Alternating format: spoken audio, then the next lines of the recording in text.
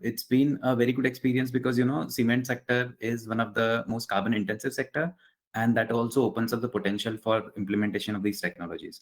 And that's the reason I'm optimistic that I will be able to give a good overview about what exactly is happening in this sector, also from the perspective of the industry, as well as what is happening outside the sector with regards to not only related to capture but also related to storage and utilization part. So with this, I would suggest the following outline or the agenda. Initially, I would just give a very brief background about how exactly we came to this situation, kind of mandatory slides, and then we will be moving to market potential, which is actually why exactly we need CCUS only and not any other technologies, or why exactly there is a gap which we need this CCUS. Then I would be dedicating maximum time for the third portion, which is the CCUS technology and pathways part, wherein we would be looking at different technologies, what are trending technologies, what could be the technologies in the future. Um, Here, more or less, I have tried to be very practical as far as the content is concerned, as in taking out examples from the industry, what are the current running projects, so that you get an idea, okay, how exactly this project would realize in the later stages.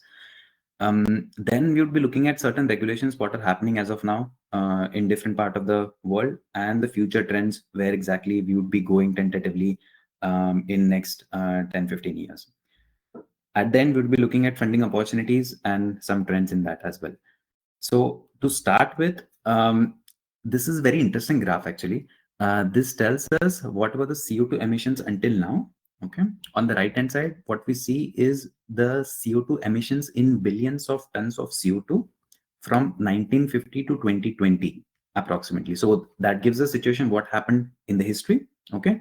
We can see that more or less it has been a six-fold increase in CO2 emissions from the 1950 levels, and we can kind of check that these levels of different countries have been associated with their industrial growth. No?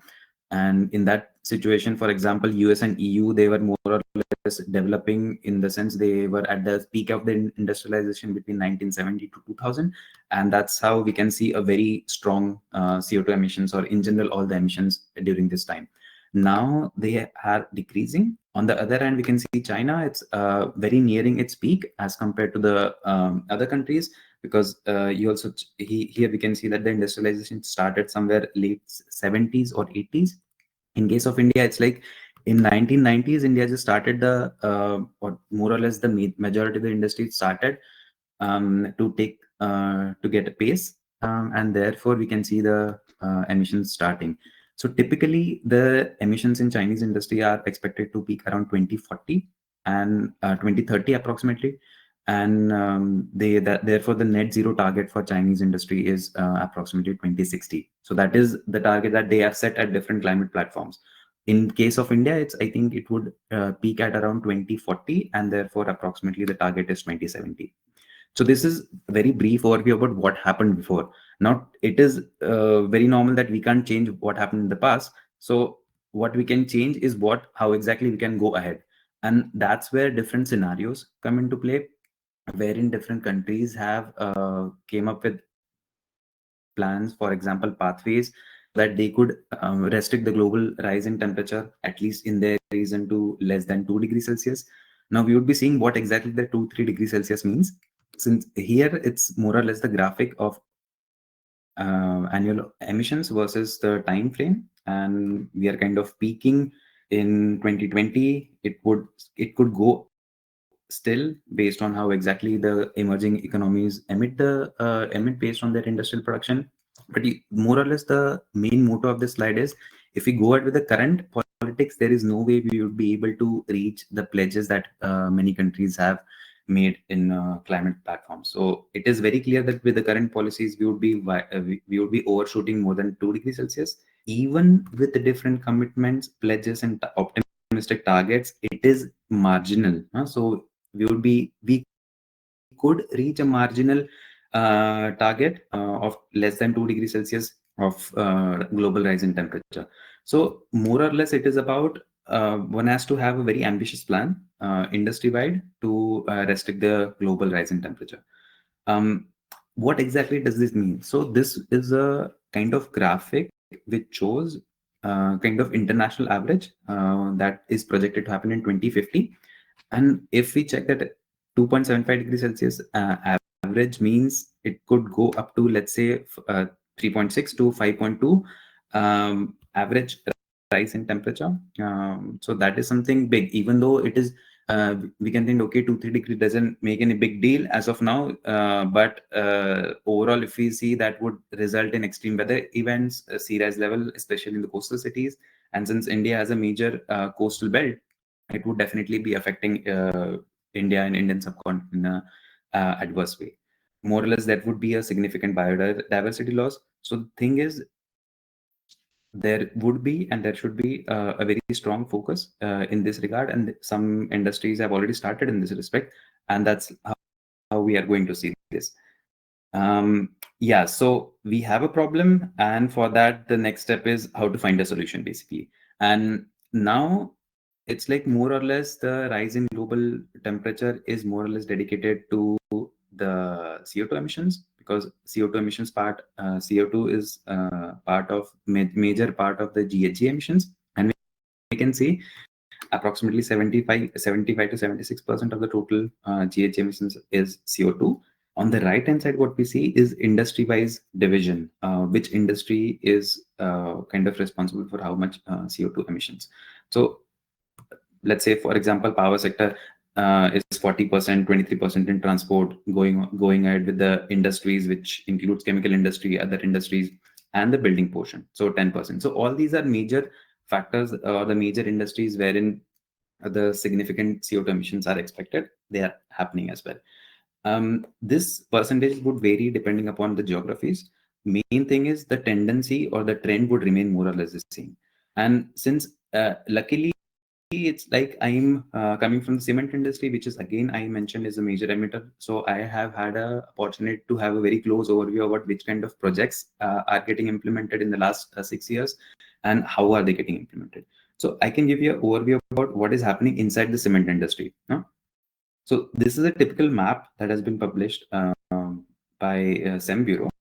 And in this map, I wanted to show why exactly, what are the different solutions that has already been implemented in cement industries, and why there is a need for an additional solution. So this is a graph of CO2 emissions, again, on the basis of timeline. And this shows that, see, it's very natural that, okay, even in the future, the cement as a product would always have a high demand. And that's the reason we can see the total emissions would keep on increasing. Now it depends upon what happens if we have different kind of improvements in different aspects of the cement productions.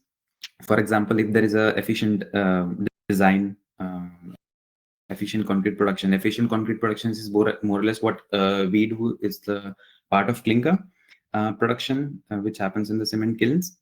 So here we see that in this particular scenario, we could be able to achieve 22% of CO2 emissions, reduction in CO2 emissions. And as we proceed, efficiency in concrete production 11%. This basically turned down to using different using better fuels, having better alternative fuel ratio, etc. As of now, what I've seen in European industry, it is there is a very high substitution rate of AFR, which is alternative fuels. It goes around 60 to 70%. So that would very soon reach its maximum possibility. Then it comes to the binders, what we use in cements, and the clinker production itself. For example, minimization of false air ingresses, or kind of making the system so compact in that there would be minimum ingress of any other components that would be going into the flue gases.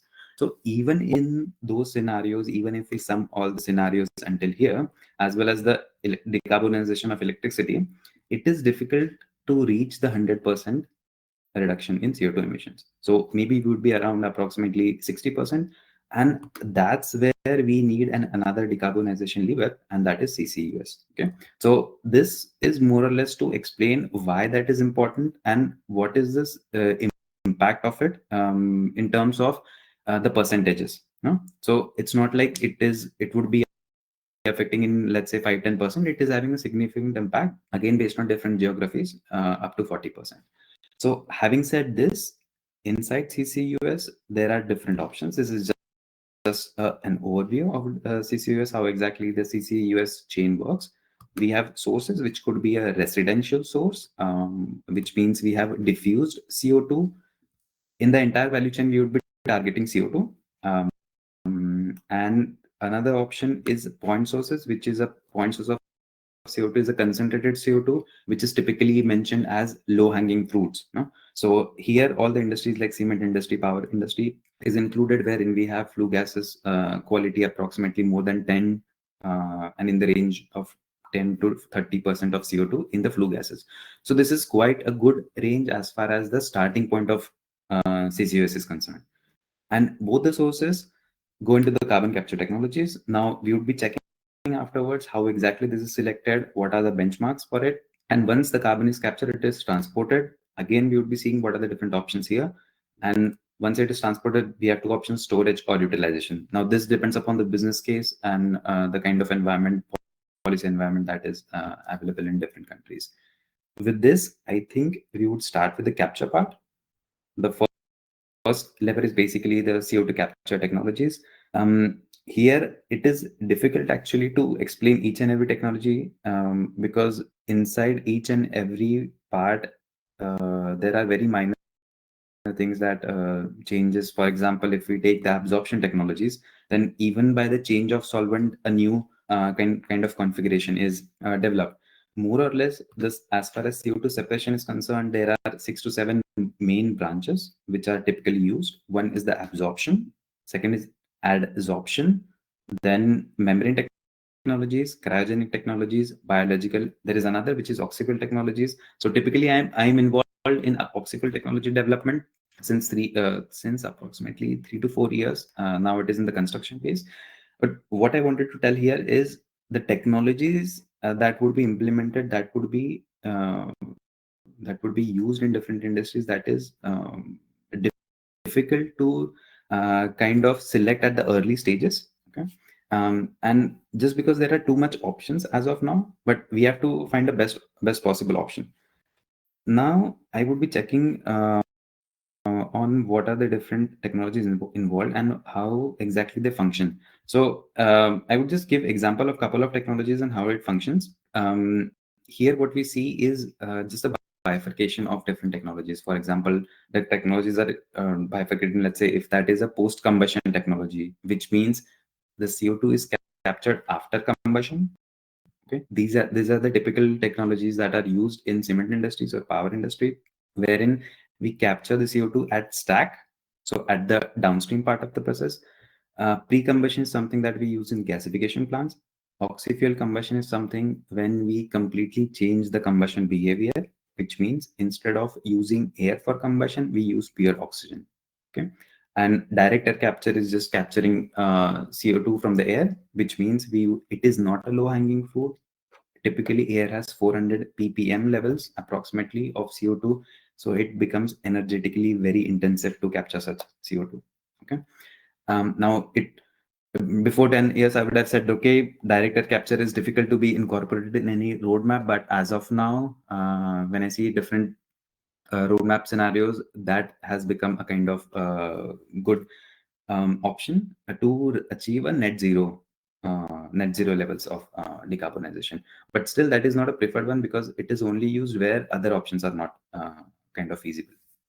On the right hand side, what we see is TRL. It is a very typical term that is used to define what is the technological readiness level of any particular technology, which means the highest TRL level means the technology is commercially available, it is ready, it has already been launched, and the operations are running.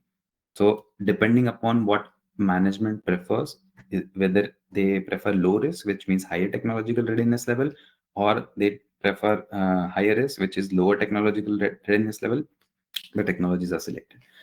So I have 4 to 5 different technologies I have taken, and I would just go through each and every one. This is just an high level overview about how these things function. So everyone gets a kind of sneak peek into a particular technology. And then we would be seeing where exactly these technologies are implemented and which companies are doing that. No? So as far as this first technology is concerned, which is the absorption technology, it is a post-combustion technology, which means the treatment happens after the combustion, as I mentioned already, in the stack basically. So what happens here is, I would explain it from here. We kind of direct the flue gas into the initial treatment, which is cooler. That is essential because that governs the design of the absorption tower.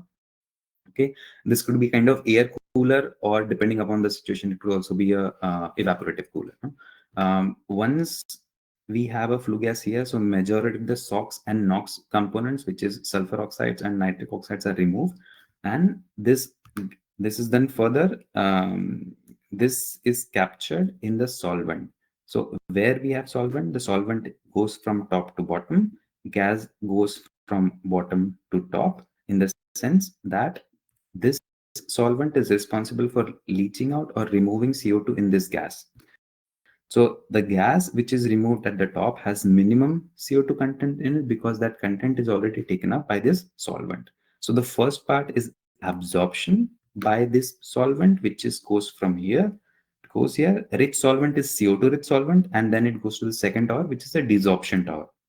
In almost all the absorption processes, this particular unit equipment is most energy intensive, and that's where we as energy professionals or sustainability professionals, we have to keep a watch of. So here it's like reboiling how occurs in such a way that whatever CO2 is captured in the solvent, that solvent is heated and it releases CO2, which goes for the further treatment. So in this scenario, the waste heat integration is very crucial in any industry. Otherwise, we have to supply this additional energy in the reboiler via boilers at auxiliary boilers, or it could be electrical heaters. So that means higher OPEX costs. As of now, this technology has been in use since 1930s. So this is one of the most mature technology in its configuration. Issue is major the technologies or the technology providers use amine as solvents, and sometimes in the industry that is not seen as the most preferred one because it forms different salts, and that is difficult to remove from the solvent. So that causes the degradation of solvent after some time, and therefore that amines are not the preferred ones. The issue is more or less in this regarding the solvent and the heat integration. Okay, then regarding the technological readiness level. So I mentioned that it is one of the most mature technologies. So it could be at the top wherein it is commercially available and could get implemented in a, it won't take research efforts as far as the technology configuration is concerned.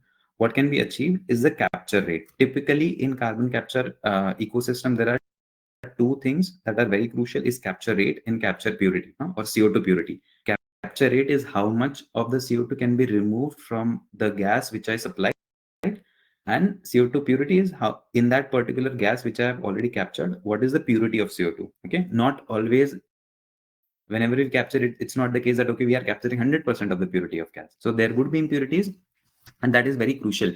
So towards the end of this capture part, we would have a very interesting slide where I would see that okay, one particular thing would influence the entire ecosystem or the entire supply chain of this CCUS. On the right hand side, you see that there is a Brevik cement plant. This is something that if someone is interested in this particular field, it is a very interesting thing because it's a kind of flagship project in Europe. It's a cement plant in Norway from Norcem Cement. And this is a plant where this particular technology has been implemented at a large scale, approximately 40,000 tons per year of CO2 capture. And that's how they have proceeded with. Here is just a overview about how that cement plant looked before and what has been planned. We can see that the 2 and 3 towers will be coming. First tower is the absorption tower. The second one there is the desorption tower. So these two towers we can see CO2 is captured and then it goes to the storage part and it is sent away with the ship. So later stage I would be showing this particular thing in the storage as well as the transport section. key players to watch out for is this particular project is with Aker Solution. They have been doing research since more than 15-20 years. One of the major players, again, Mitsubishi is also quite well known. Shell is also well known. It has a different configuration, but that is also well known in this absorption technology. Carbon Clean is a company which has its origin from India, and there have been some feasibility studies in cement as well as steel sector with Carbon Clean. So these are the some insights that one can take along, and these are the companies wherein you would be seeing different project implementation in the near phases. So capture rate I was mentioning is 90 to 95% can be achieved. Purity is 90 to 98% on a wet basis. So wet basis is the 98% would be having, let's say, 2% of water in it. So which means a further treatment would be required to reach the highest purity. This was about the absorption process. Next, we move on to the membrane process. So this is something different because membranes are kind of emerging technologies. So they are not up to the level where the absorption technologies is, but it is still interesting how exactly the scenario is evolving around this particular technology. Again, before we reach any core part of the process, there is a pre-treatment, which could be cooling and drying. In this scenario, it is cooling because the flue gas has to have a particular temperature, let's say 30 to 40 degrees Celsius, before it is sent to the membrane. Membranes are quite sensitive, so the temperature regulation is important.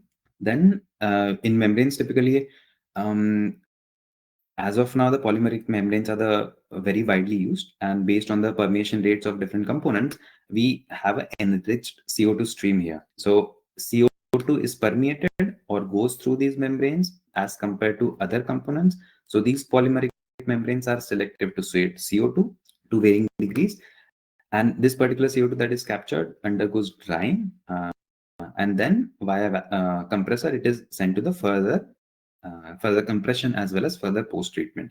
In this scenario, this is more or less kind of heater or a distillation tower, wherein the further CO2 enrichment occurs. Whatever is left behind, whatever is inert apart from CO2, could be sent to another membrane, and this is just to have a more recovery.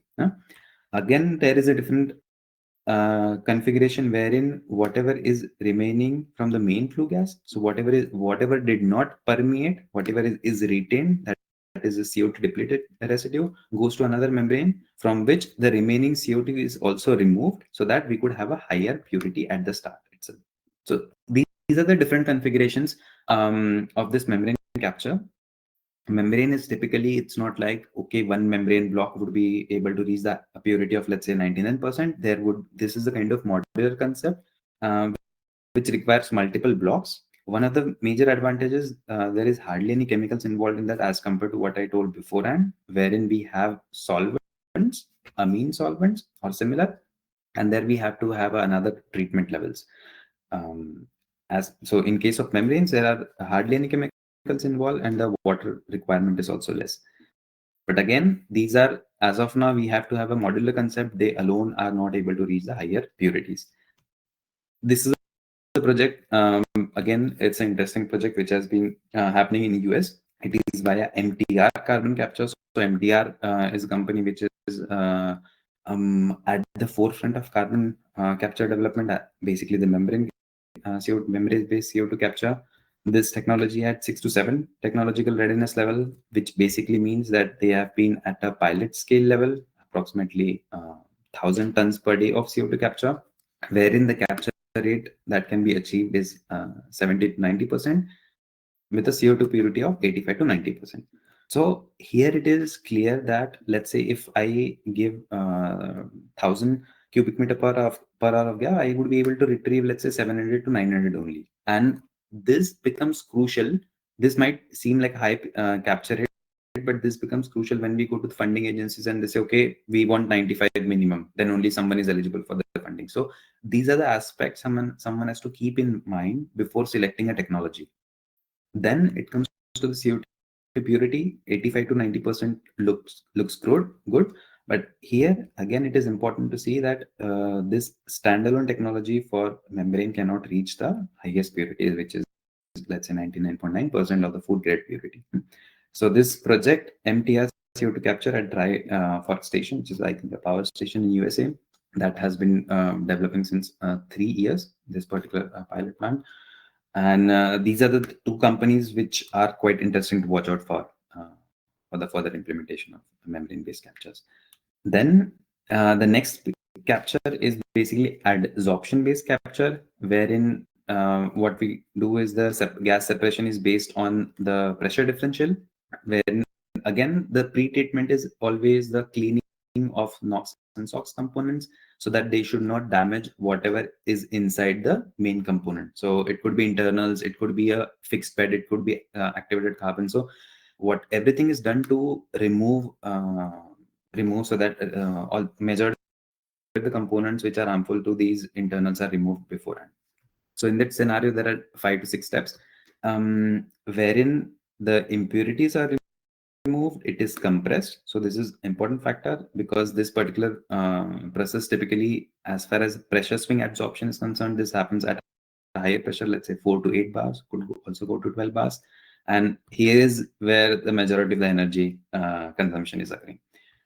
So again, this process is quite simple, wherein the CO2 gas or the flue gases are pressurized in here. The CO2 molecules are adsorbed, which means they stick to this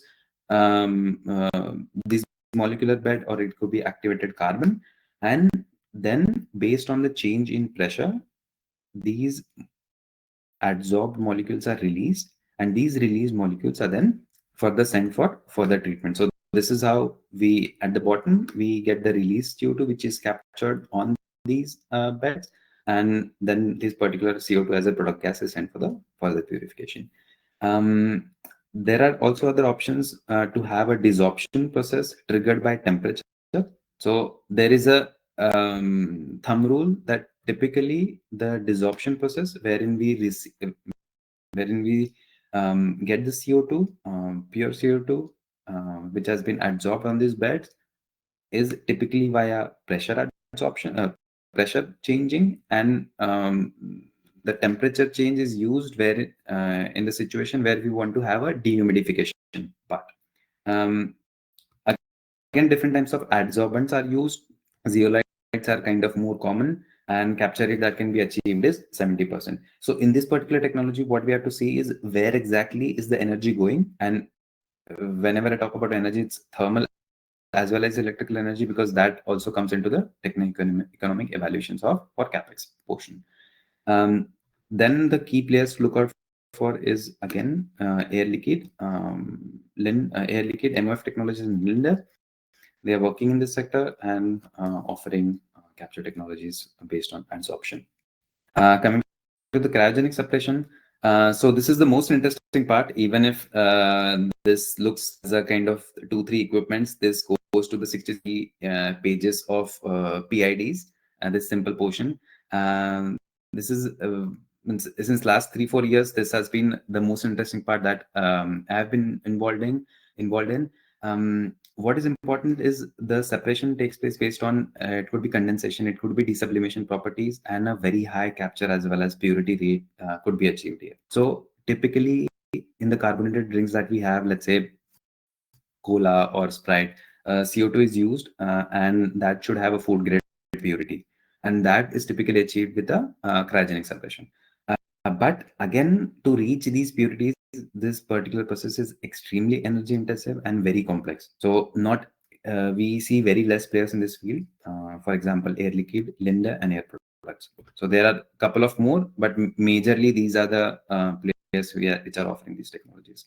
So this was in short about what are the different technologies involved. We as energy professionals are coming from the background of chemical engineering or sustainability. What we have to see is what is the complete picture, which means if someone has to select a technology, so it depends where is our flue gas and up to which purity we have to kind of enrich this particular flue gas. Here we see basically is it looks like, okay, post combustion is all green, 95% capture, purity 99%, thermal energy something that we take a hit on, electrical energy 180 kilowatt hours per tons of CO2 captured, and high tier technological readiness level, high retrofitability, and low complexity. So typically this is kind of in many industries this is seen as a risk-free solutions. I would say as far as from the cement perspective is concerned, many cement partners were more or less very skeptical because this involved handling of firstly handling of this amines or the solvents, which is could be difficult as far as the regulatory issues are concerned. And secondly, it is about the thermal load. The reason it is red is in cement plant there is limited waste heat available, which could be used for the steam generation here. So that means for this particular technology, it involves again additional auxiliary boilers which have to be installed. That adds to the capex part. So this was in short about what exactly this separation technologies were about as far as the post combustion solvents are concerned. Then again, a membrane, we have seen that the capture rate up to 80%, adsorption 90%, cryogenic 19%. Okay, but this cryogenic 99% would have a very significant hit as far as the electrical energy consumption is concerned. So having said that, it is important to have a very strong overview about these technologies. What I wanted to say as a main point here is a single technology with a single technology, it is difficult to reach the highest purities. So it involves the combination of multiple technologies, and that's where the beauty of this entire sector is, because one has to have a very clear understanding about what is the first step and what is the second step. Typically, cryogenic capture is used as a second step because that's where we have to reach high purities, and any one of these processes are used as a pre-concentration step involved. One has to have a very good idea about what are the electrical energy requirements as well as the thermal energy requirements. So all these things go into the techno-economic evaluations of these technologies before these technologies actually are implemented. So with this, I would start with the transport part. Transport part is basically it has been more or less in US. It has been prevalent in US, wherein they were already using different pipelines. 1 lakh kilometers of pipeline are already in operation, which means they have a good know-how about operation of these pipelines. Uh, one of the disadvantages is higher costs as far as pipelines are concerned, but at least the technological know-how is there. As far as US geography is concerned, they would go on building up the pipeline infrastructure based on what kind of experiences they are already having. Second part, or the second technology which is already been there, is the truck, wherein the CO2 is captured at, let's say, the captured CO2 is transported at 17 to 20 bars. Here we see a significant difference. Huh? In pipelines, one has to have the CO2 at supercritical conditions, which is about 70 bars. It could go about, typically it is about 80 bars based on the temperature and pressure combinations, and which means a very significant OPEX cost as well. But this makes sense at the higher transport distances, maybe around 1,500 kilometers. So one can't have a pipeline just to transport CO2 from, let's say, very short distances from Pune to Mumbai on the shore. So that would be quite small distance to have an economic point of view for the pipeline implementation. Then again, the second kind of transport method is truck. This is again prevalent, but we see it is too small. So if there are medium scale captures, then that could be a very small batch which would get transported. So these pipeline and truck have been prevalent. What are kind of new or where the research is going on is the ship and the rail transport. So rails are typically, they have been used before for natural gas transport. Now they have been typically kind of repurposed for the CO2 transport purpose. Again, we can see that trucks and rails are typically having a similar process conditions for transport. They are transported as liquid between 7 to 26 bars, and in the temperature range of let's say minus 20 to minus 50 degrees Celsius. What would make sense is the geography. So if a cement plant is located in kind of far away from the shore, so it would make much more sense to have a rail connection to the shore and then storing it or sending it to some other place. So in that scenario, truck are the most uneconomic options Then if the ship option is not available, if there are no river or the flow proper, then typically rails are considered. And at the end, if the transport is at a higher distance, then pipelines are considered. This is the project which I mentioned at the start. Northern Lights is one of the company which is going very strong as far as the transport and storage is concerned. We would be able to see in the presentation as well as in the this video how exactly that CO2 is transported, and there would be a kind of intermediate hub, where that is first stored and that is pumped inside the storage bed or seabed.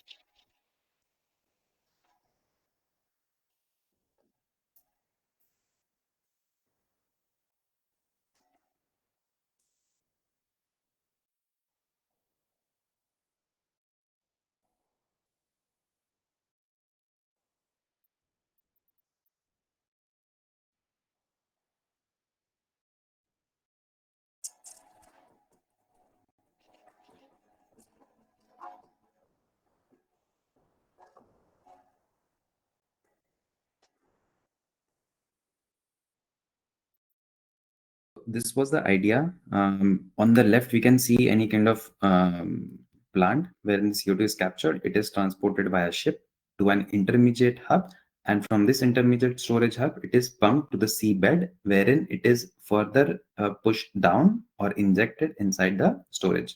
So coming to the storage part, see, this storage thing is kind of complex, but just to simplify or give an overview about, typically there are two layers. So the bottom layer where exactly CO2 is injected is a sandstone level, because sandstone formations or sandstone levels are kind of porous. So that's where the CO2 is injected.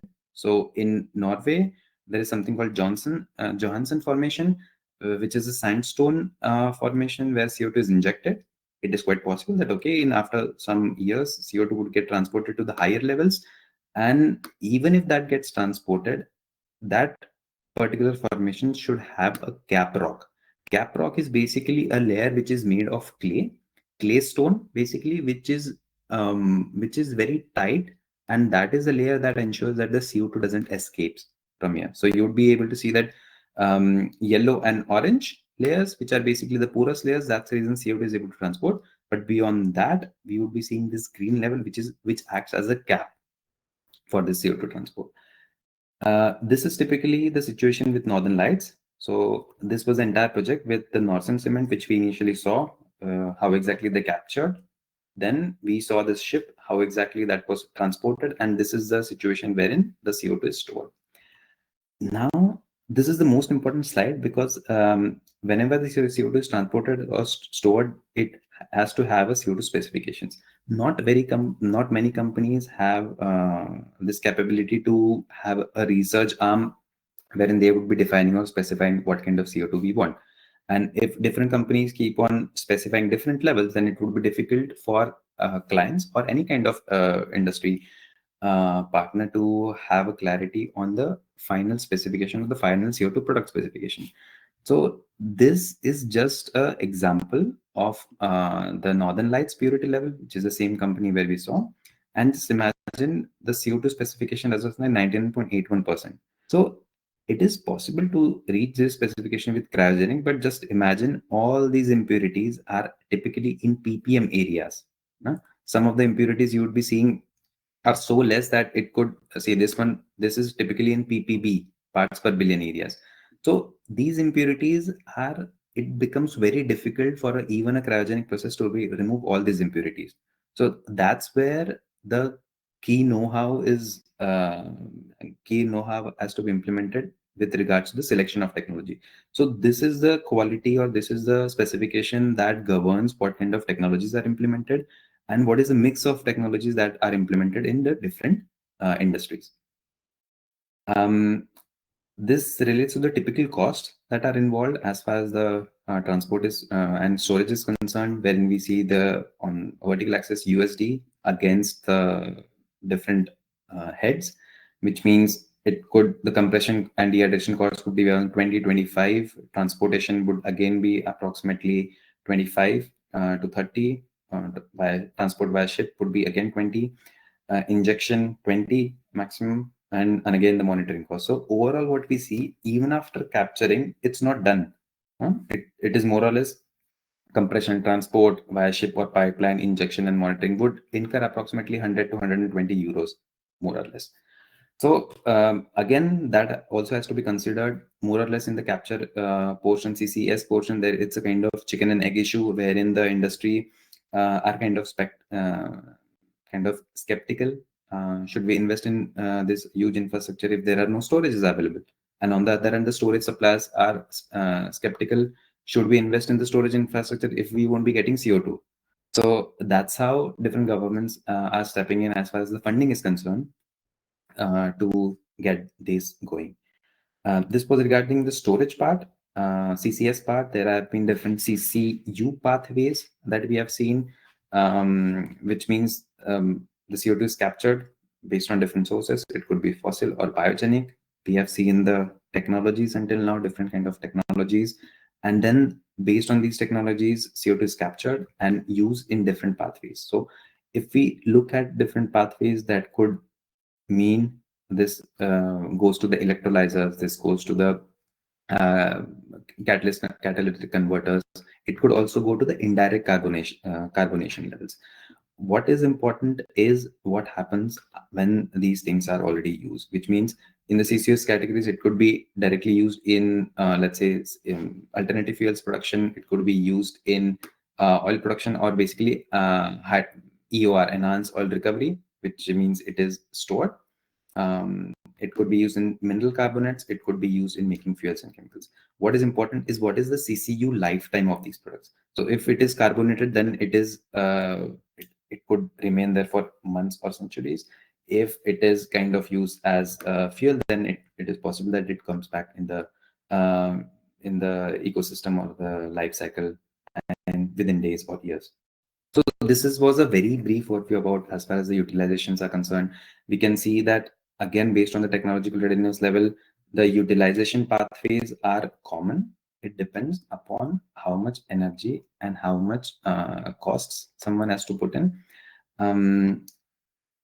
See, this one I was mentioning, beverage carbonation and enhanced liquor, they are already at higher technological readiness levels, which means there is already a strong know-how about how these could be implemented. As far as algae-based biodiesel is concerned, it is at lower technological readiness level. It has been implemented in Algeria in a cement plant wherein they use the flue gas or CO2 in the flue gas to produce different algae. That was a business case wherein it was making sense because the algae were able to sell algae at higher price as compared to the investment cost. So it again depends upon different geographies, which kind of utilization pathways would be chosen. As far as the regulations are concerned, this is more or less, there are two major regulations, which is the US Inflation Reduction Act of 2022 and the response to it from European region, which is Net Zero Industry Act of 2023. What these regulations do is basically they provide a ecosystem to different technology providers as well as the infrastructure owners with different tax incentives. For example, US has given this point source collection of CO2. It receives approximately 85 dollars per tons of capture, which was basically initially 50 and has been increased to 85. So these are the different incentives that have been given by governments in US as well as in Europe to provide a kind of protection in the initial phases of CO2 carbon capture implementation. As far as the direct air capture is concerned, this finds a strong mention in US, wherein they have incentivized this particular capture technology, so that also gets to the higher technological readiness level.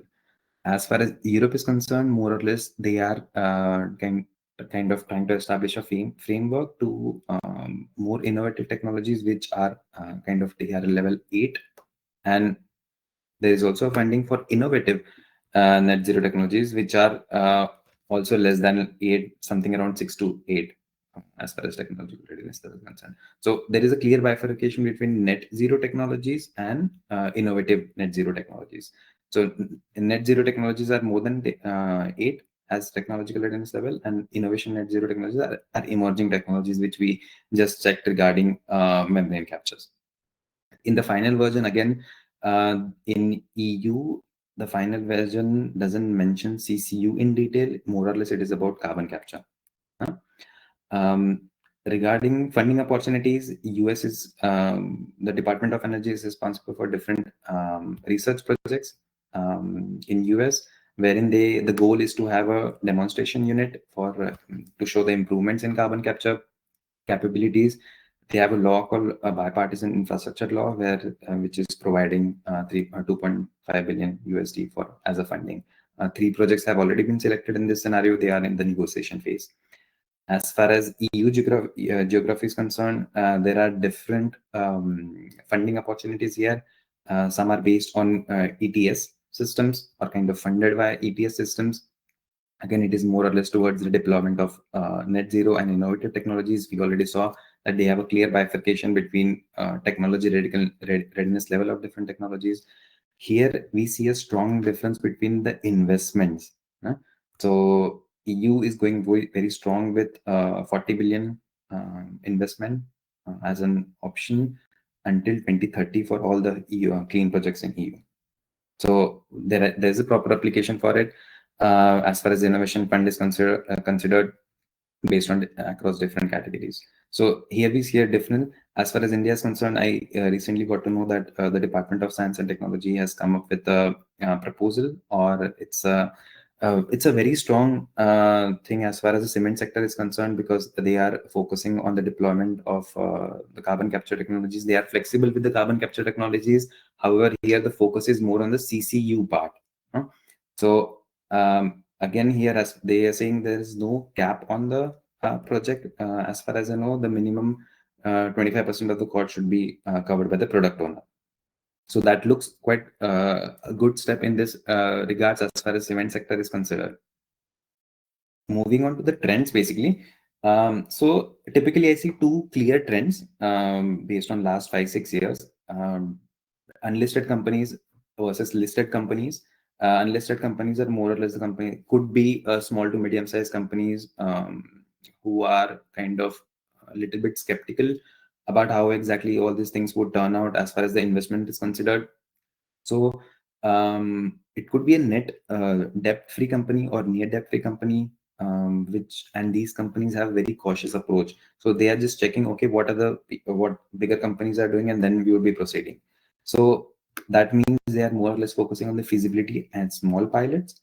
And since they are more or less focusing on these portions and are kind of taking a cautious approach, they have a limited access to funding, because they would be applying to funding at a stage where everyone is applying, because that is kind of delayed. As far as listed companies are concerned, again, it's a kind of very ambitious approach that they are taking. Listed companies, as in big corporations, where they have multiple potential or multiple plants wherein they can implement carbon capture technologies. So they are taking kind of a trial and error approach. So they would be trying small to medium scale pilot plants at different locations. They would be choosing one and then going ahead with large scale plants. So they are not shying away from investment in large pilot plants, and these are kind of early movers in the industry. And since these are the early movers in the industry, they are getting majority of the chunk in funding, because only the early movers, or kind of little early after, just after the kind of medium movers, they are getting strong funding. If someone is late, then it is difficult because the competition is too high. So these are the 2 trends that I'm seeing, at least in Europe, in past couple of years. So this is regarding the trends as far as CCUS implementation is concerned, where in which direction everyone is going. As far as US geography is concerned, I think US would have typically a couple of pilot plants until 2030. They are still at semi-industrial scale pilot plant level. One of the reason is, I think they are more or less secured about the infrastructure part, because we already discussed they already have 1 lakh kilometers of pipeline running in CO2 for CO2 transport. So they are focusing on carbon capture, but it is comparatively going slower as compared to what is happening in the Europe subcontinent. So beyond 2030 or 2035, US could see a very strong pickup as far as industrial scale plants are considered.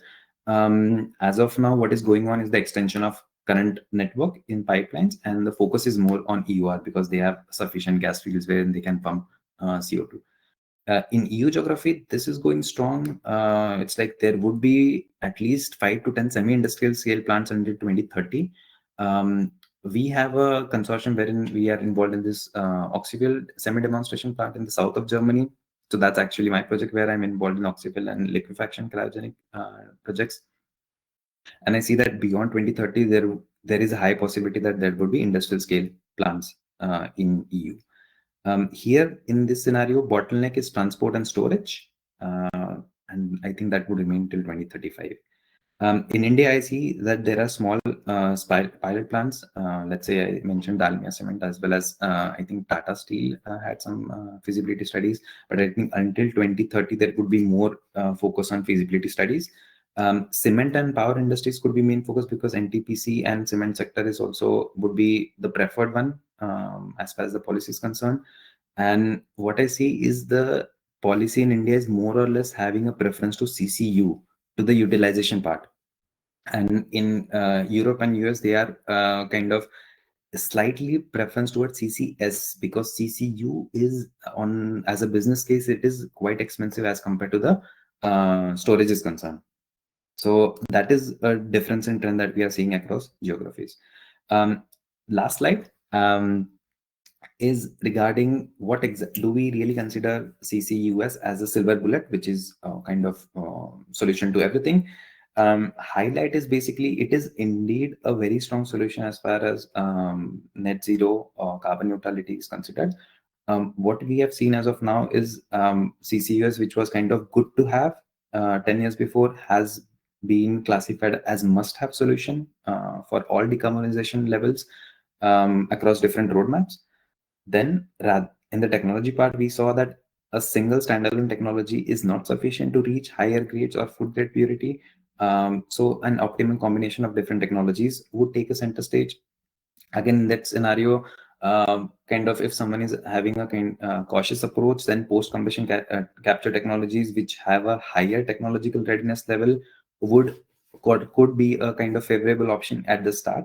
And it is very normal that some technologies would take over as far as the efficiency is concerned.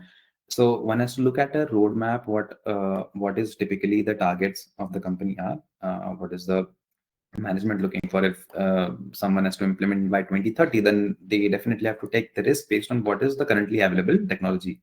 And it is possible that, okay, in 5 to 10 years, some other technologies become quite efficient and quite capex friendly. And at the end, we saw that, okay, there has to have a uniform regulation, because if every company keep on updating or coming up with different specifications as far as CO2 is concerned, then it would be difficult. Should we send CO2 to this partner or that partner? That partner is having better specification. It is easier for us.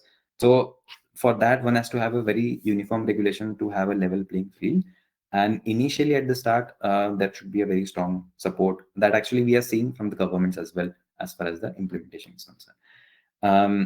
So with this, I would kind of end my talk. I know it is a little bit 5 to 10 minutes. I have there is an overshoot, but if you have any questions, I think we can go to the question part. But still, even after that, if you have any questions, then you can contact me at my personal email, also at a group which is Climate Networkers, where we kind of mentor students as well as early professionals. So, and you can scan the LinkedIn profile as well. So with this, I would say we can go to the question answer round. Yeah, thank you, Parikshit. That was a very nice topic. I mean, it was on this platform, we have touched this topic for the first time. And and so, I mean, you again touched all the areas. I mean, it was not just regarding the, say, EU or US, but you also touched upon how India is doing in this area. And we hope to see more penetration of this in India very soon. Definitely. And now over to questions. We have few questions. Yeah. Yeah. So, yeah. This one is from Mr. Yeah. This one is from Mr. Sunil Moti Ramani. For cryogenic, is it PCO2 or CO2? It looks very high, was his question. I mean, he was referring to some particular slide, I suppose. Okay, we can Yeah. go back. This slide, I guess. So I understood in such a way that PCO2 is pressurized CO2. So typically these, I think he's referring to the energy value. So these are kind of pressurized CO2 in liquid form. And as far as the transport is considered, CO2 is sent via trucks, and CO2 liquid is sent via rail cars. And for that, the purity is, let's say, 99.981%. So typically these are liquefied CO2s at minus 26 degrees Celsius and 16 to 17 bars, depending upon if we are sending it via rail cars or if we are sending it via ships. So this value is typical value when we kind of try to compress or try to treat CO2 anywhere from 90% to 99.99%. No one means it is not economically feasible to take the CO2 gas or the flue gas which has CO2 concentration like 15% and take it to 100%. So no one would be doing that because that is firstly energy intensive and that is very high on capex and opex. So cryogenics are used only at the end stage of the purification part, and more or less these are basically pressurized CO2s approximately from 15 to 18 bar uh, absolute for railways as well as truck transport. In case of pipeline, it goes beyond 80 bars absolute. Yeah. So I hope that answered this question. Yeah, Mr. Sunil, I hope it answers. I have allowed you to talk, so if there is any issue, you can talk.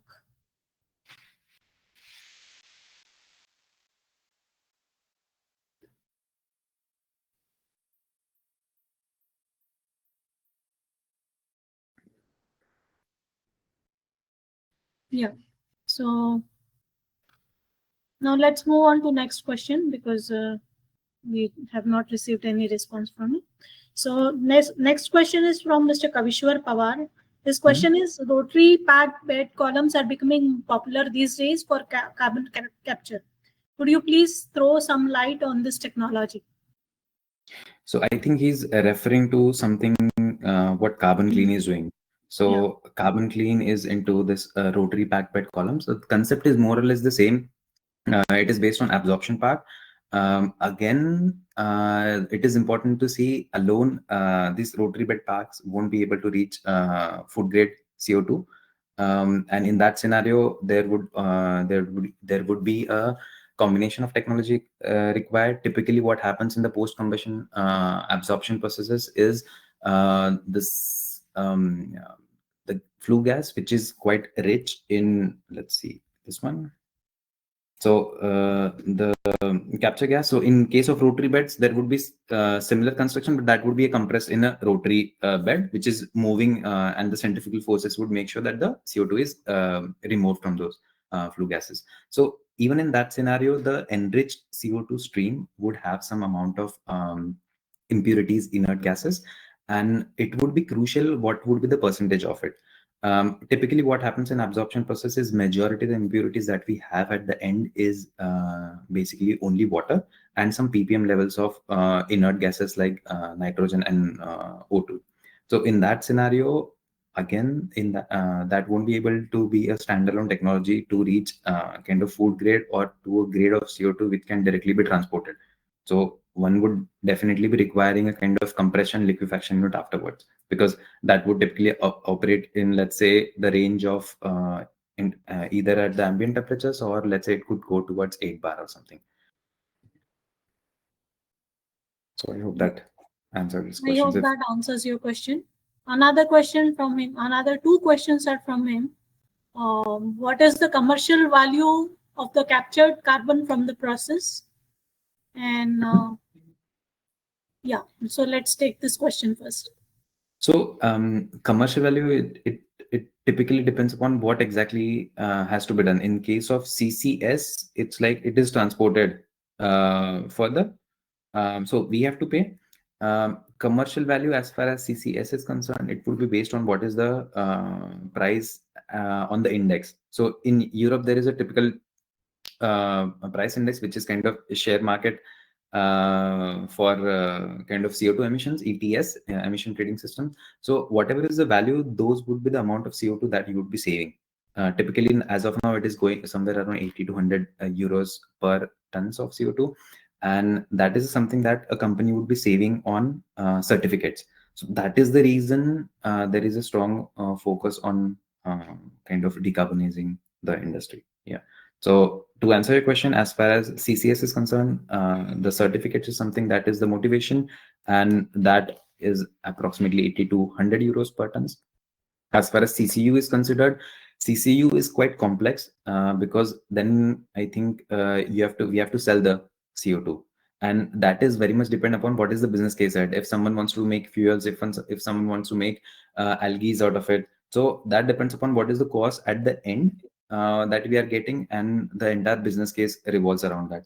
And it's not like that, okay, if CO2 is at a particular cost in one geography, the same cost won't be applicable in other geographies, because it significantly depends upon, as I mentioned, cryogenic implementation, and the performance of these cryogenic processes heavily depend on the ambient temperatures, because ultimately they are air cooled, more or less. The majority of the part is air cooled, even if they have kind of cooling systems, refrigerants, that is also a portion of it is air cooled.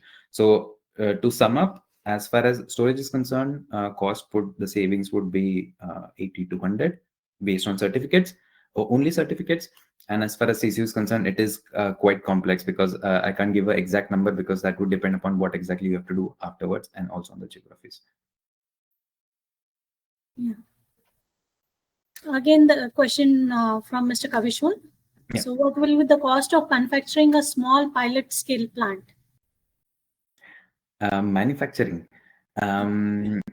So typically what I've seen is a small pilot scale plant goes to a level of 1 to 2 tons per day of CO2 captured liquid.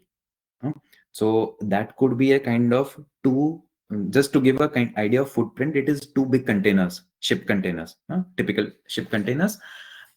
Size is that, what would it cost? It could cost a 6 million figure, maybe around maximum around 1 to 2 million euros approximately. So that is a typical cost. Again, it depends upon technology. So if it is amine, it's like 3 columns. This one, these 3 columns basically. If it is cryogenic, then it is super costly. So that depends. Typically, what the pilot plants do is they try to reach an end purity of let's say 90% or 85%, because then they have an idea, okay, we can take this particular purity ahead with the liquefaction unit.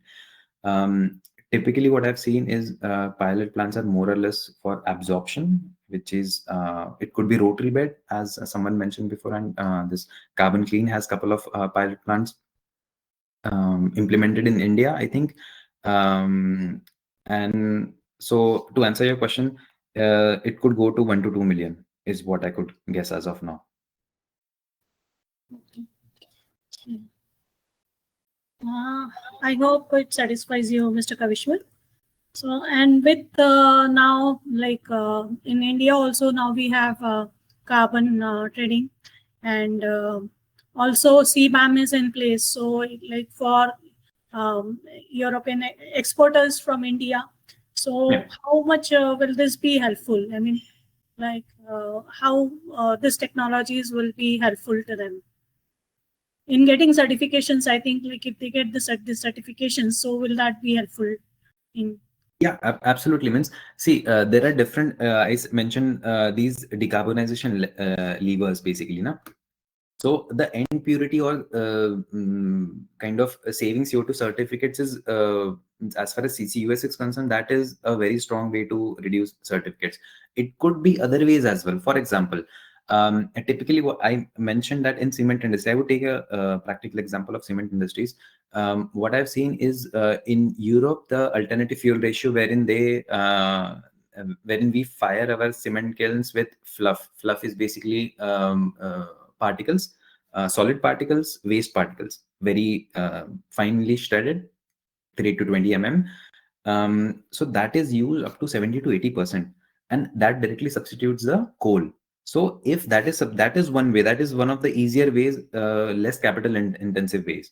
But it would be difficult to implement that in Europe, but I think in India it would be much more easier, because as far as secondary fuel substitution is concerned, India is approximately, in Indian cement industry, it is approximately 30 to 40% based on which cement plant we are thinking.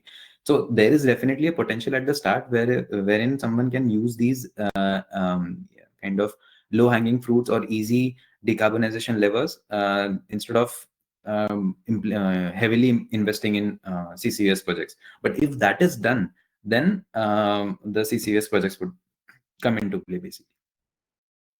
Great. Yeah, thank you so much. And Mr. Kavishwar has informed that they are working currently with HPCL R&D Center. So definitely these inputs will be very helpful to him and others as well. So if you have any further queries, you can always contact Parikshit, or you can contact us so that we can connect you with Parikshit if required. Yeah. Yeah. Thank you so much, all of you, for joining this session, and we hope to see you in future sessions as well. Thank you, Parikshit, once again for such a elaborate presentation and new technologies that you introduced to us. Thank you so much. Thank